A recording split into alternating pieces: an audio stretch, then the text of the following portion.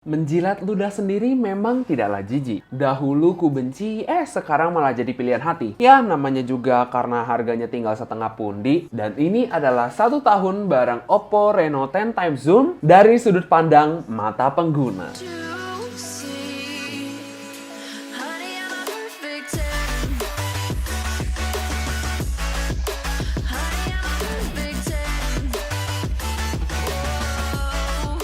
Kalau ngomongin soal desain, HP ini merupakan salah satu HP terganteng yang pernah gue lihat.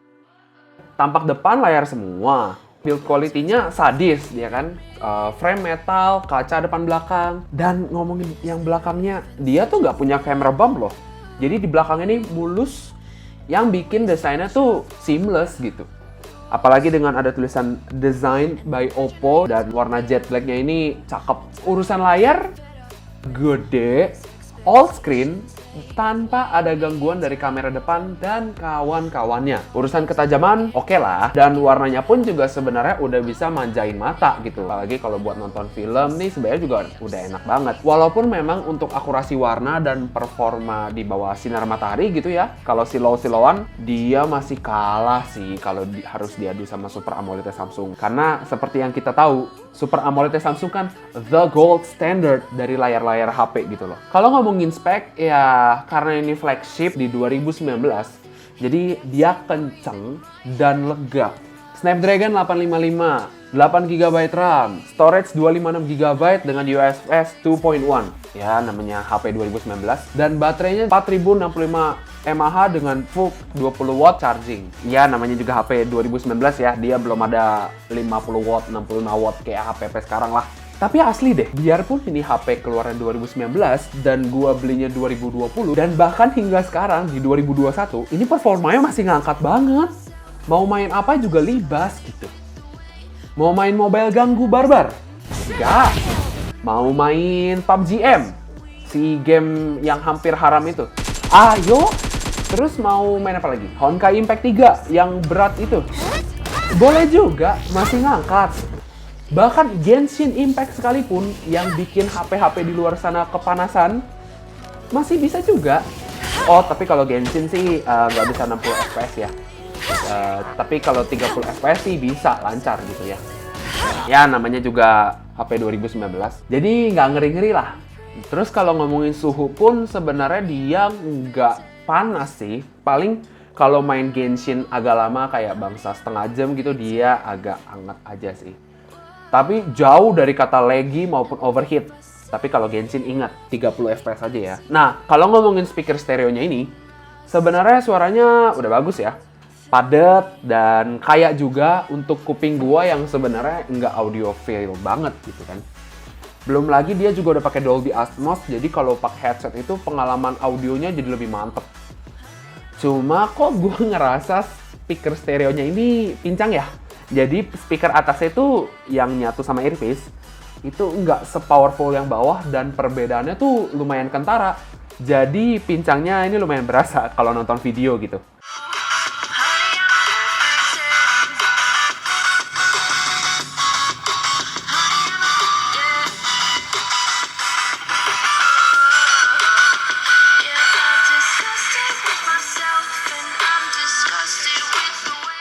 Tapi overall suaranya masih enak didengar sih dan padat serta kaya. Jadi it's fine. Kalau ngomongin kamera, oh iya jelas. Namanya juga kelas flagship, tajam, fleksibel, dan fiturnya banyak. Kita ngomongin spek dulu ya. Kamera utama 48 megapiksel, f1.7, PDAF, OIS, dan laser focus. Terus abis itu ada ultra wide 8 megapiksel f2.2 dan ini nih yang jadi nilai jual utamanya. 13 megapiksel f3.0 telephoto camera, PDAF, OIS, 5 kali optical zoom dan 10 kali hybrid zoom. Makanya namanya Oppo Reno 10 x Zoom. Ngomongin kamera wide dan telenya ini ciamik parah sih. Tajam, warnanya oke, kaya fitur, dan bisa rekam sampai 4K 60 segala gitu. Edan gitu. Nah, cuman kalau urusan ultrawide ya, tadi kan kamera utama dan telenya mantep ya. Ultrawide-nya ya biasa aja sih. Cuma memadai lah. Pastikan banyak cahaya kalau misalnya mau pakai ultrawide-nya ya. Sama sekali bukan ultrawide level flagship ini kalau menurut gua. Kalau urusan kamera depan, ada unit Shark Fin Pivot ya. Dia udah motorized, makanya dia bisa all screen, layar doang. Resolusinya 16 megapiksel f2.0 yang rekamannya bisa sampai 1080p 30 fps. Nah, sekarang kita ada di kamera depannya Oppo Reno 10 Zoom. Ini di resolusi 1080p 30 ya, 1080p 30. Dan bisa kita lihat sebenarnya HDR bukanlah hal yang bisa dibanggakan dari HP ini. Bisa dilihat kamar gua kan gelap banget. Dan jadinya ya gelap banget gitu.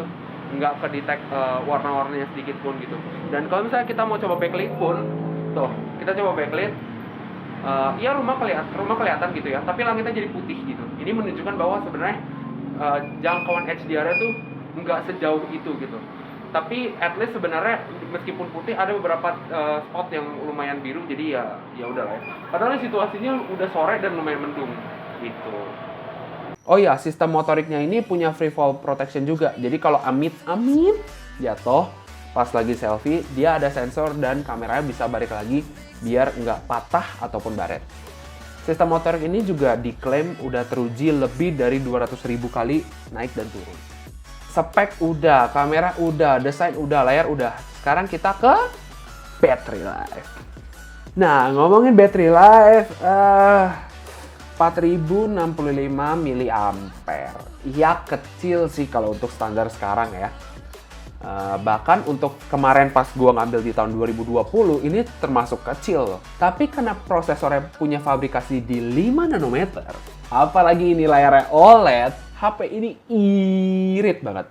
Kalau nggak main game, dulu tuh waktu gua baru-baru ngambil itu bahkan bisa tahan di 1,5 hari gitu. Dan chargingnya itu yang 20 watt, gue biasa ngecas dari 11% sampai 97% di angka 1 jam pas. Makanya menurut gue ini HP bisa disebut HP sejam penuh gitu. Cuman karena memang gue nggak matuhin si VOOC ya, charging protokolnya di si Oppo, gue menemukan baterai Oppo ini sekarang jadi boros. Jauh dibandingin waktu gue baru-baru ngambil gitu. Karena itu battery life sekarang udah turun, jadi sekitar 5 jam push rank lah. Aduh, bodohnya gue. Gua rasa sih jadi boros kayak sekarang karena gue nggak nurut protokol chargingnya VOOC ya. Dan gue ngecas pakai casan Xiaomi. Karena yang ada di rumah gue casan Xiaomi. Sialan emang. Nah, sekarang kita beranjak ke ColorOS. Kita nggak bisa memungkiri, ColorOS merupakan salah satu hal yang gua olok-olok zaman dulu sebelum gua pakai HP ini. Karena memang banyak bloatware-nya, berat, ikonnya jelek-jelek tampilannya gitu ya. Nah, cuman sih semakin di-up, makin sekarang makin cakep ya. Nah, dia base-nya ini kan waktu gua baru ambil dia ColorOS 6 di Android 9 atau Android 5. Dan sekarang dia sudah ColorOS 11 nih di Android 11. Urusan pengalaman UI-nya sih oke ya. Makin di-up makin enteng, makin simple, icon-iconnya juga makin fresh gitu ya. Tapi fiturnya tetap kaya tanpa harus menghadirkan fitur yang sebenarnya nggak kepake gitu. Jadi fiturnya kaya tapi kepake gitu. Nggak kayak ColorOS 5 ke bawah gitu lah ya. Ya masih jadi bulan-bulanan gua gitu. ColorOS. Nah, kalau dibandingin One UI sih belum bisa sepadan ya. One UI kan lagi perlu gue bilang the gold standardnya UI Android gitu. Cuma kalau misalnya diadu sama MIUI gitu ya, gue masih pegang ColorOS lah, gue benci iklan. Oke. Jadi gimana kesimpulannya? Oke, kurang lebih demikian aja sih pengalaman gue sama Oppo Reno 10 Zoom. Menurut gue ini adalah HP yang layak banget dibilang sebagai flagship gitu loh. Apalagi karena gue belinya pas harganya udah tinggal setengah gitu. Dan performanya pun untuk tahun 2021 ini masih ngangkat banget. Dan desainnya itu loh yang gak bisa disamain sama HP-HP lain yang di kelas menengah gitu ya. apalagi model-model flagship killer yang udah beredar saat ini. Nggak ada yang bisa nyaingin HP ini dari segi tampang. Nah, dari pandangan mata gua pun belum perlu untuk upgrade sih kalau misalnya kalian memang udah pakai HP ini ataupun pakai HP lain dengan Snapdragon 855 gitu. Karena performanya ya masih ngangkat, terus abis itu masih dapat update software mungkin terakhir kali mentoknya ya kan. Terus abis itu juga fitur-fiturnya mestinya belum ketinggalan banget. Paling yang ketinggalan biasanya sih ini ya refresh rate layar atau 5G juga gitu kan. Tapi sisanya mah pasti masih keep up banget lah gitu. Nah, tapi untuk kalian yang baru mau pakai HP ini, alangkah baiknya nonton video selanjutnya di mana gue akan merumuskan plus, minus, dan hal-hal yang perlu lu pikirin kalau mau beli Oppo Reno 10 Time Zoom di tahun 2021. Di situ gue akan bahas soal opini-opini gue soal HP ini di tahun 2021.